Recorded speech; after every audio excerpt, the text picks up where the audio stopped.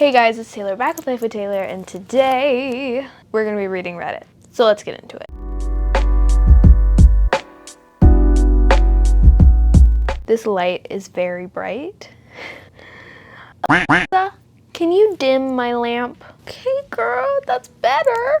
There's like a glare, but I guess that's okay. That's better. I'll try and sit right here. I tried to make it a little fall, warm. It's currently raining cats and dogs outside. I wish it were raining tacos, but win some, you lose some. Okay, today we are going to be reading, some Petty Revenge. So let's get into it.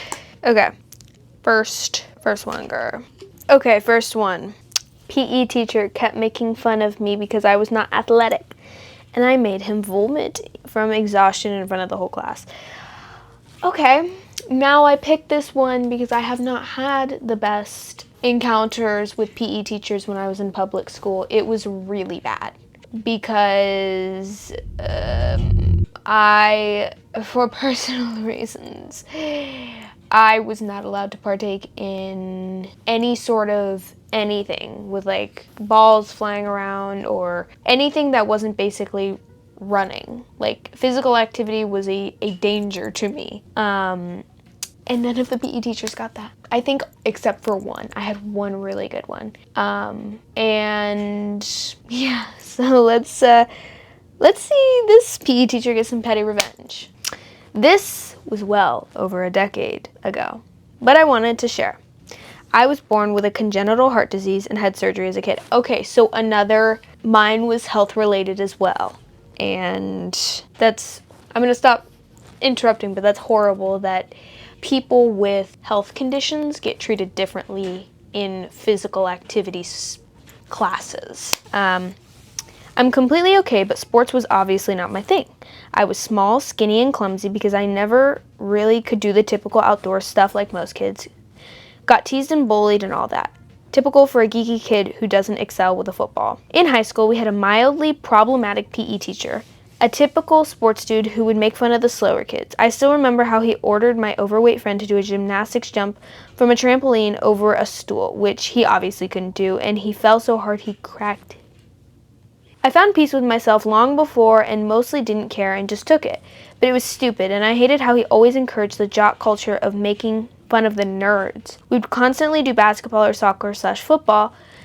Thing about my specific condition is I can't do explosive and reactive sports at all. So I would have to sit down every few minutes to catch my breath. You would think, what's wrong with that? But I was ashamed about being the weakling of the class every week. Girl, most activities that I did in PE, I couldn't do. I sat on the bleachers. And then I think sometimes, at least with the last PE teacher that I had before I left, she didn't care. She absolutely did not care. And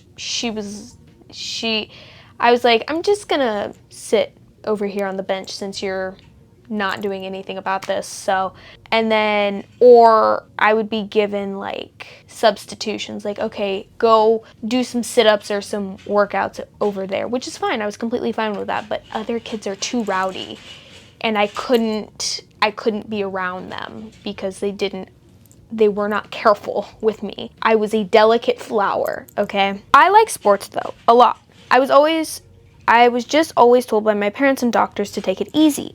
And growing up, I noticed I had no problem whatsoever with endurance and steady, long-distance efforts.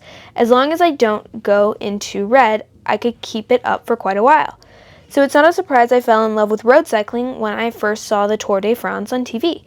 I was super skinny, couldn't sprint, but I could climb a long mountain any day, pacing myself and blowing nearly anyone off my wheel on endurance. I got myself a road bike and never told anyone at school about my rides. I love biking. Here comes the revenge. We had a class sports day, and there was a bus arranged to take us to the top of a mountain about an hour away where we were to go on a hike. Our PE teacher said that if anyone wants, he will cycle up there and we could join him on the climb instead of the hike. I was the only one to volunteer. He was surprised and commented something to the effect of keeping up and Not gonna wait for you, but I insisted. Oh my god. This is like, so far this is not petty revenge. This is just like using your advantages to give somebody else a disadvantage. This is amazing. He couldn't know I was more than capable to climb that mountain because he only saw me struggling with sports with him. He also couldn't know that was my home hill. Literally starting a kilometer from my house, I did that climb 100 plus times and knew it blind. Knew my pacing while I was no Tadej Pogacar. Sorry if I said that wrong. I knew I could probably drop my PE teacher at will there. For cyclists out there, the climb is 12.5 kilometers, 6.9% gradient, super regular. For non-cyclists, a perfect climb for a lightweight rider with good pacing and stamina. So the day arrives, and I did my warm-up, nutrition and everything as if it was a life or death mountaintop time trial, and rock up at school in my full racing kit and my racing bike. I was 17, weighed 55 kilograms, and totally prepared. He was a typical middle-aged, overconfident ex-soccer player, probably weighing 90 kilograms on a standard mountain bike, super perfect condition. He sets a relatively hard pace on the 10-kilometer flat before the climb, and I don't speak or take the front. I take my good time to get back on his wheel after intersections, and he probably thinks he will drop me the second we start going uphill. Then the climb starts, and it becomes very apparent to me, but not to him, that he is near his limit, but that it's at least 5 kilometers an hour slower than what I could do on that mountain. But I don't attack him. That would not be satisfying. Instead, I started bantering how someone's getting dropped today, and it would be embarrassing if the whole class sees how I beat him. And I take over the pace and slowly start turning the screw on him. I went only a little faster, then a little more. I knew after about 3 kilometers he was in the red, so I ease off, keeping him just slightly over his limit for the next half an hour. I wanted to make him suffer, but without dropping him. I let him recover for a tiny bit. If he starts looking too bad, then I would slowly push the tempo up to make it as painful to him as possible. It was Tour de France level mind games. I don't think I've ever enjoyed myself on the bike more. Whoa, this is kind of like torture. But it's like, it's not. It's like using your advantage to make the other person have a disadvantage. Wow. We made it near the top together, and I let it rip on the last 300 meters or so. And it was that typical humiliation attack every amateur group riders cyclist knows. He dropped like a stone. I got my revenge and was very happy with myself. He said something about his heavy bike, and I kept my mouth shut. But it got better. On the top, he was clearly dead. So much so he had to vomit in the parking lot, and even if only a few classmates saw it, everyone knew. He had to sit out the hike after, and I just quietly sat there with him because I didn't need to do the hike like he promised, and just looked at him enjoying the sweet revenge. I didn't say anything after that, nor did he. He never made any comments to me in PE class again. Lesson: don't bully your students. They might surprise you. Yeah. I think that's perfect petty revenge, especially if he was bullying the nerd kid. So it's like not even only this person, it's other people. But he taught him a lesson. Do not bully students based on their physique and athleticism. That's just unfair. That's unfair. And I think he got the lesson he deserved. And it really wasn't, was it petty? Because he just deserved it. Like, I feel like it was just like years and years of pent up energy and rudeness that he gave his students, and he got his revenge. Okay, let's look at some comments. Here's one. Reminds me of PE at school. I was absolutely terrible at PE because my depth perception isn't good.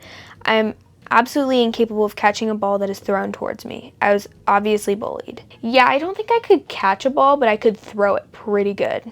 Then one marvelous week, we had inline skating as preparation for a ski trip. Ooh!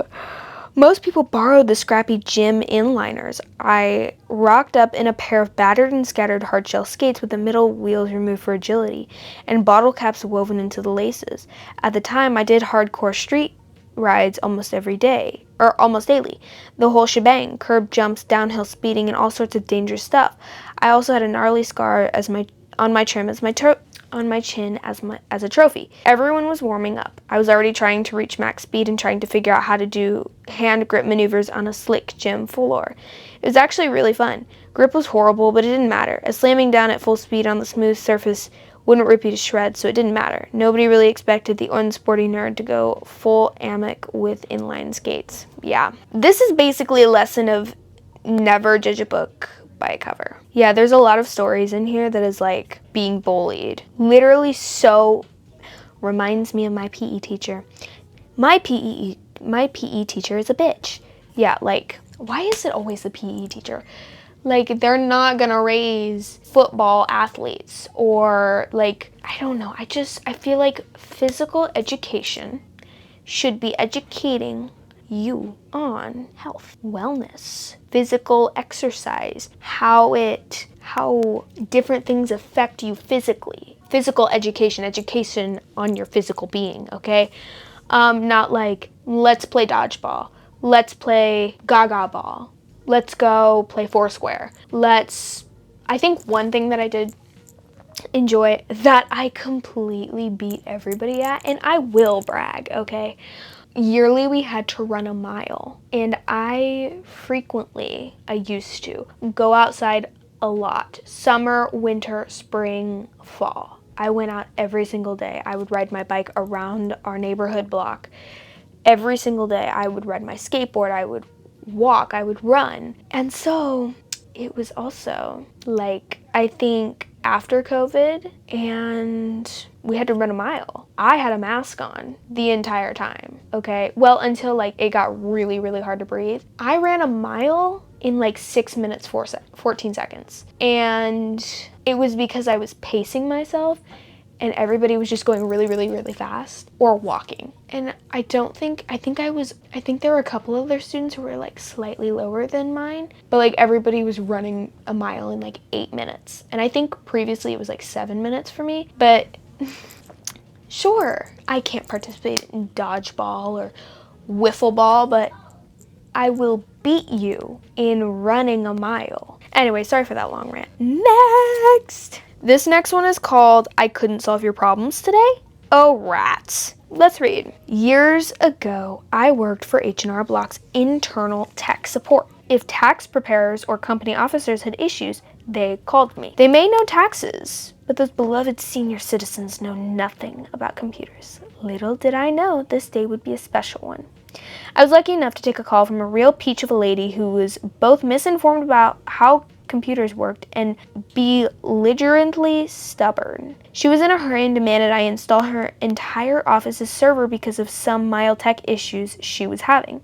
That's the equivalent of having a mechanic rebuild your car's engine to change the oil.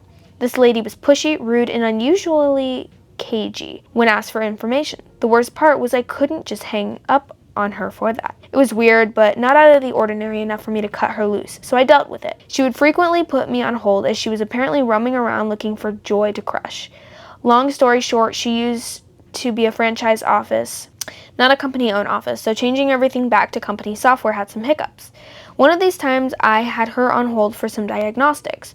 I overheard a coworker on another call. He was saying things like our records for an office, call history from a specific employee, and other very unusual things. He was on the phone with a district manager, a very big deal.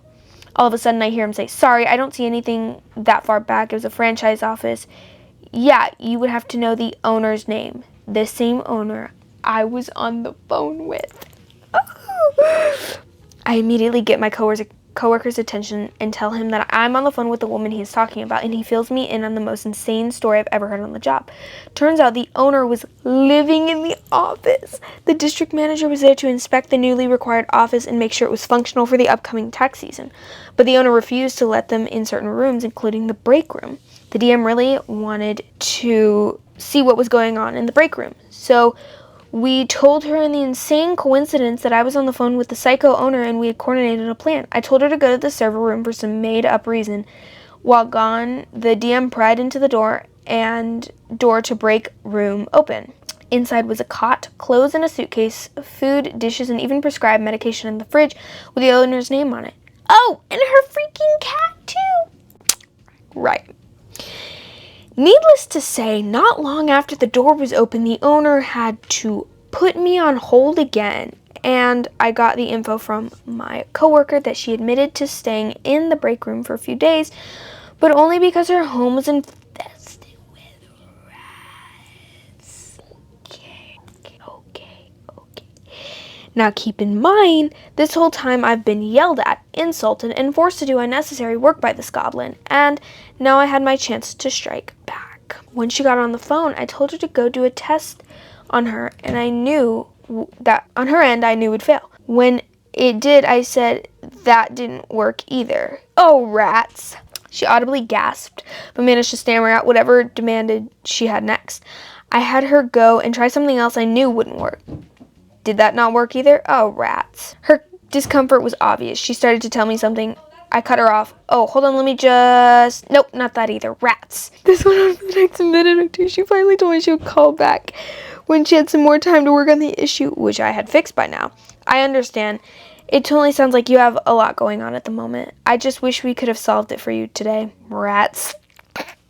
This happened almost 10 years ago, so I'm not 100% on this last part. But if I recall correctly, they backed out of buying her office back into the company. I remember looking her up a while after the incident, and she was listed as a franchisee again. There's not really comments. Good thing that you ratted her out. Oh, rats. He had rattled her too. I think, is that petty? I think it's more kind of like mind tricks. Like, I don't know. I feel like if I was told that, like if I was on the phone and like if I was in that lady's situation, would not be rude on the phone. But if I was like, no, this didn't work, and then somebody was like, oh, it didn't work, rats, I'd be like, he knows. And then probably hang up and then move out of a break room. I probably wouldn't even be in a break room office to begin with. Is it petty? I feel like could have done something a little pettier for the way she treated you, but that definitely did mess with her psychologically, I think. Next. This guy spoke rudely to me on the phone while I tried picking him up for the Uber. So I taught him a lesson. A lot of lessons being taught on petty revenge. Back in 2018 or 2019, I was an Uber driver. One night, sometimes in early winter, I had to pick up this group of 3 to 4 guys in downtown Detroit who were maybe in their 40s. They were only about 5 minutes away from me, and honestly, it wasn't even that cold outside. Or at least I didn't think so. But anyways, I got to where the GPS said they were, but as often happened, they weren't at the exact pickup spot. So I gave them the call, or maybe they called me. And I had a very brief chat with the guy who called the Uber asking, where are you? We're here. What about you? Etc. The guy was totally calm and polite. But then, all of a sudden, one of his friends wanted to talk to me and got his phone from him. He had kind of a British Indian accent and asked me where I was. I tried reasoning with him, but the guy kept talking back to me very condescendingly, saying things like, listen, we are freezing out here. There is no reason for you to be taking so long. Look, we're standing in the middle of the sidewalk. It is so cold outside. I don't understand why you're making us all wait like this. I truly did not care for his tone or the way he spoke to me. It's like he was trying to mimic politeness at first, but his disrespect escalated quickly. He barely even gave me a chance to respond. Hell, they were hardly waiting a few minutes at the point, and he was already running his mouth. The dude just couldn't hide his bad attitude or inability to listen. Okay, so before we get to the petty revenge, I'm thinking he just didn't pick them up. So at some point, I thought, you know what? You're just going to have to wait in the cold even longer, motherfucker. I hung up on him, canceled the ride, and drove away. On to the next passenger. I hope you had fun freezing your ass off, prick. Yeah, I could see where that was going. But honestly, I think it's deserved. I feel like, or something else you could have done was like pick them all up, but leave that one guy there. But I feel like that could he could be like, I don't know, I feel like that could start like a fight or something. I don't know. But petty. And I feel like well-deserved. But they probably just called another Uber, so they most likely didn't learn a lesson. Even on the slight chance the driver is in the wrong spot, it doesn't help anyone to be rude. Working a customer-facing job doesn't mean the person is wearing a sign that says, please treat me like a piece of shit so you can feel better about being an insecure jerk. I bet the rest of the group was so pissed at him that he got their Uber canceled. Yeah, I didn't think of that. Oh my god, I didn't think of that. Yeah, they were probably pissed. They were like, really? God, really? You just had to go and run your drunk ass mouth? Now we don't have any way to get home. We gotta call another Uber or a Lyft or a shuttle or whatever. Next. Last one. Petty revenge. Whoa. Petty revenge was worse than I imagined. Let's see. I told this story at work today, and someone said I should post it here. At the end of our relationship about 8 years ago, my then partner and I split up, and I was moving out of the place we shared because he owned it. He was a jerk, and our relationship ended with physical obtuse. I had not long before spent serious time and money putting in garden beds all the way around the house. Many of the flowers were expensive, and I told him my plan to take them out and plant them at my new place. He agreed. While getting large pots at the garden center, I saw they had catnip seeds. So I knew catnip could be hard to grow, but that's pretty much all I knew about it at the time. In a fit of spite, I bought a ton of catnip seeds and seeded the newly empty beds with them. I figured because I'd been told they were difficult to propagate that maybe a few plants might pop up and attract the neighborhood cats, and he'd have to weed them out. It would be a minor annoyance for him. That's all I ever intended it to be. In fact, I did not think about it again until recently. Holy shit. Oh my god. Okay. I happen to have a new client in his neighborhood that I met with for the first time yesterday. I drove past his house and saw that it had a for sale sign in the front of it where there were like six cats in the yard. I asked my new client about it and learned that while the catnip is difficult to propagate, once it does, it's basically an invasive species, and apparently I planted it at just the right time of the year because it propagated quite well and has been spreading ever since. I took over the yard, and he's trying to get rid of it in multiple ways, and every time it just comes back worse. I was informed that if you drive by in the summer with the windows down, that the whole end of the street smells like a litter box. I genuinely feel bad because it was only supposed to be a minor inconvenience. Honestly, I'm glad it was not a minor inconvenience because he is a POS, and I imagine that your relationship was not because you were physically obtrusive.